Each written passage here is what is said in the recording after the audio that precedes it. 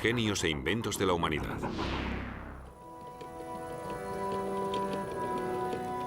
Durante siglos, la difusión del conocimiento en forma de libros fue un privilegio elitista reservado, sobre todo, a monjes y sacerdotes. Los libros eran objetos únicos de un valor incalculable. Pero en la Edad Media, para el pueblo llano, no tenían prácticamente ningún significado, pues no sabían ni leer ni escribir.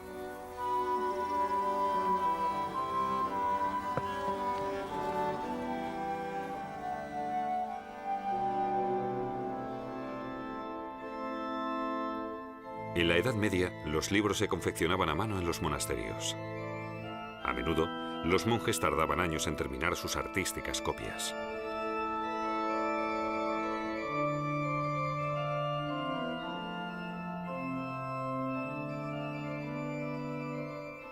Pero en 1450, un invento cambió el mundo. El método de impresión del alemán Johannes Gutenberg posibilitó que los libros se fabricaran en un número muy elevado y a un precio relativamente asequible. Sentó así las bases técnicas para los cambios intelectuales, políticos y religiosos de los siglos posteriores. Johannes Gutenberg y la imprenta.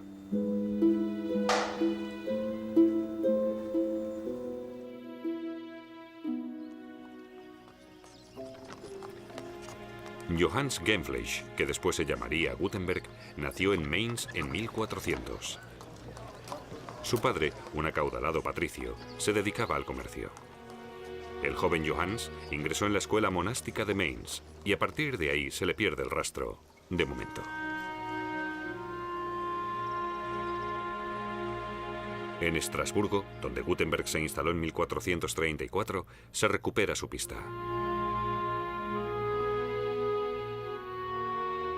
Allí abrió un taller donde se dedicaba a la talla y la fabricación de espejos.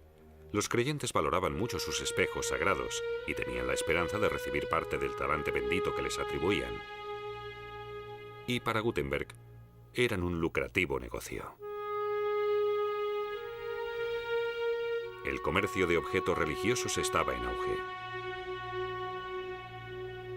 Especialmente gustaban los grabados de imágenes sagradas. La técnica del grabado es uno de los métodos de impresión más antiguos. A principios de la Edad Media llegó a Europa. Aquí sirvió sobre todo para la divulgación de imágenes y textos.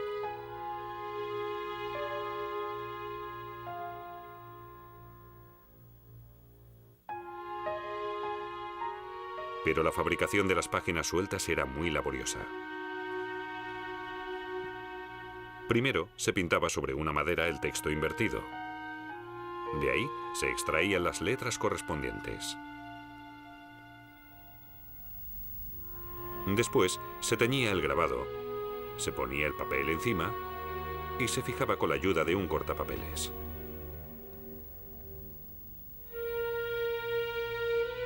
A principios del siglo XV aumentó el número de las páginas sueltas elaborados de esta forma en el mercado. Después empezaron a integrarse en los denominados libros xilográficos. Con la venta de estos libros, la producción de textos escritos a mano ganó importancia. Los monasterios no tardaron en convertirse en centros de escritura laica.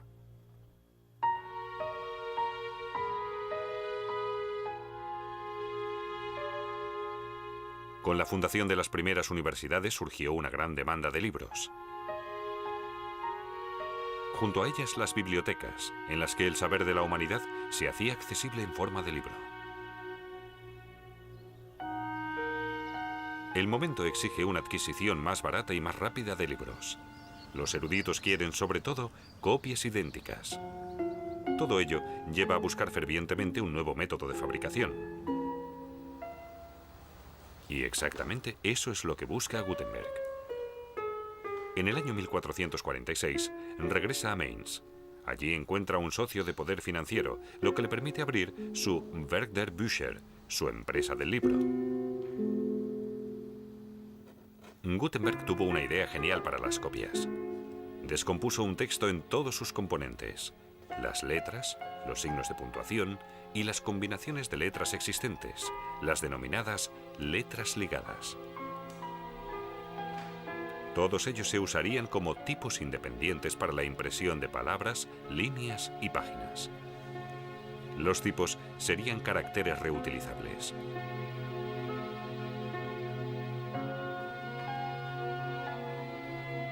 Para su fabricación, primero grababa la letra invertida en un bloque de metal y con este golpeaba un cubo de cobre blando.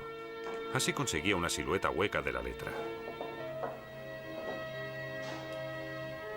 Esta silueta, denominada matriz, definía la forma de los moldes reales que se fabricarían con plomo fundido. Para poder fabricar con rapidez todos los tipos necesarios, Gutenberg creó otro invento importantísimo: el instrumento de molde manual. Funcionaba como un molde de escayola rectangular. En un extremo se ponía la matriz. Entonces se introducía plomo fundido.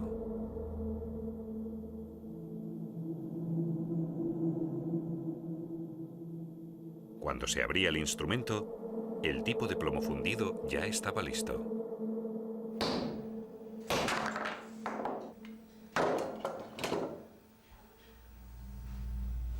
Como las matrices eran reutilizables, se podían fabricar un número ilimitado de tipos idénticos.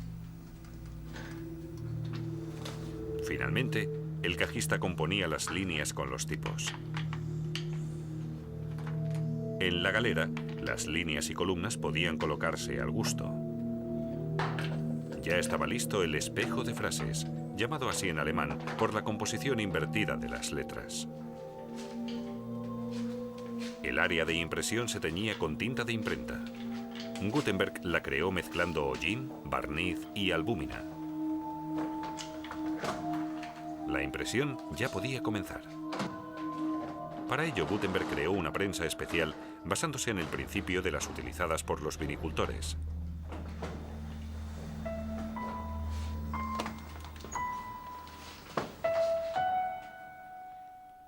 Las primeras impresiones de Gutenberg fueron documentos, órdenes papales y gramáticas.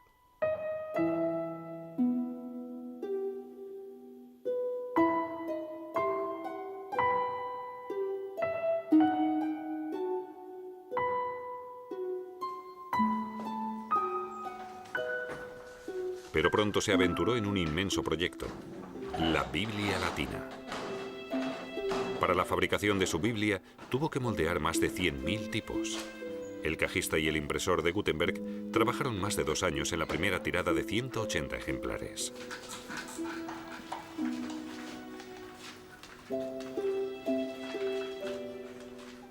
El texto se imprimió en letra gótica, inspirada en la escritura a mano.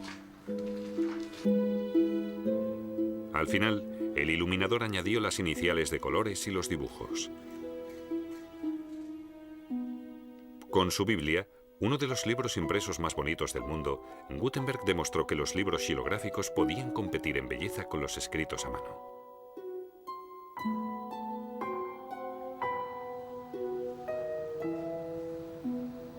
La tirada se agotó enseguida, y los contemporáneos de Gutenberg quedaron impresionados. Por primera vez, había tantos ejemplares disponibles de una obra. Y además todos ellos eran idénticos. La palabra escrita se unió en un objetivo.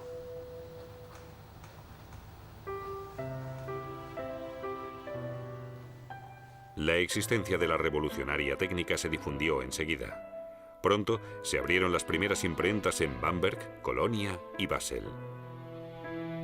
En Venecia, el habilidoso editor Aldo Mannuccio empezó a imprimir los grandes clásicos. Sus clientes eran todos los humanistas de la élite de Europa. Mannuccio contrató a los mejores impresores de su época. Inventaron la letra romana, antigua, que no tardó en extenderse por Europa.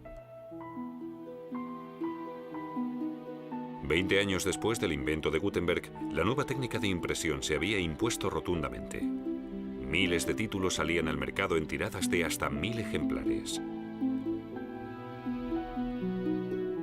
Ahora, el pueblo llano podía acceder también a los libros, y la alfabetización de la sociedad permitió que el número de lectores aumentara cada vez más. Uno de los mayores admiradores de Gutenberg fue el reformador Martín Lutero. La existencia de la imprenta le sugirió a Lutero una osada idea. Ahora también el mundo laico podría leer la Biblia y distinguir entre la verdad manifiesta y la práctica adúltera de la Iglesia. Así que Lutero ordenó la impresión de 500.000 de ejemplares de su traducción al alemán de la Biblia, una tirada gigantesca para la época. Y para difundir sus enseñanzas evangélicas, ordenó que se repartieran 100.000 panfletos.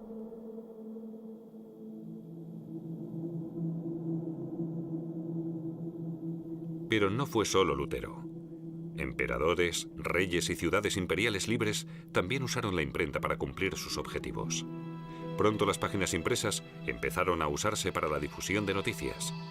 Cuando en 1524 se supo de la existencia de una constelación rara, el país se inundó de noticias anunciando una inminente inundación.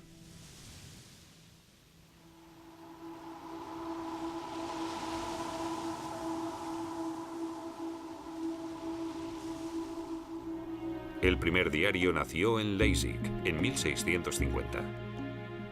El Einkommenden Zeitungen se publicaba 6 días a la semana. Con la invención de la prensa accionada por vapor y la prensa de cilindro en el siglo XIX, comenzó la revolución de los periódicos. Con el procedimiento offset se cambió definitivamente la técnica de impresión de Gutenberg.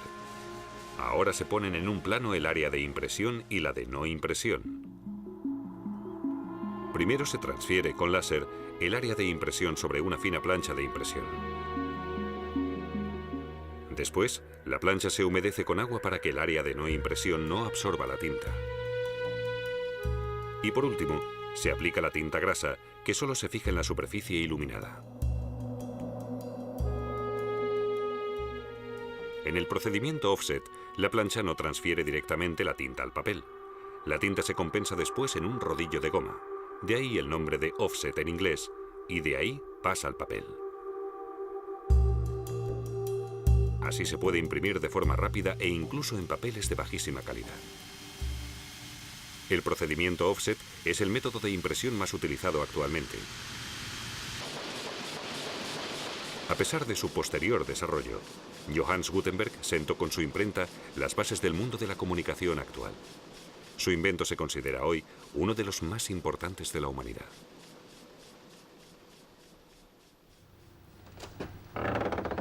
Pero Gutenberg no disfrutó tanto de él.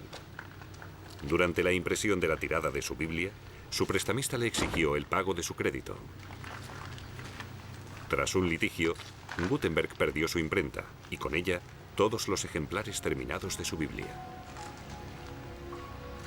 Al poco tiempo, las tropas enemigas tomaron Mainz. Gutenberg tuvo que exiliarse.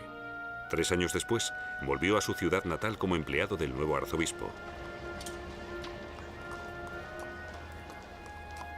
El 3 de febrero de 1468, el inventor murió. Fue enterrado en la iglesia franciscana de Mainz.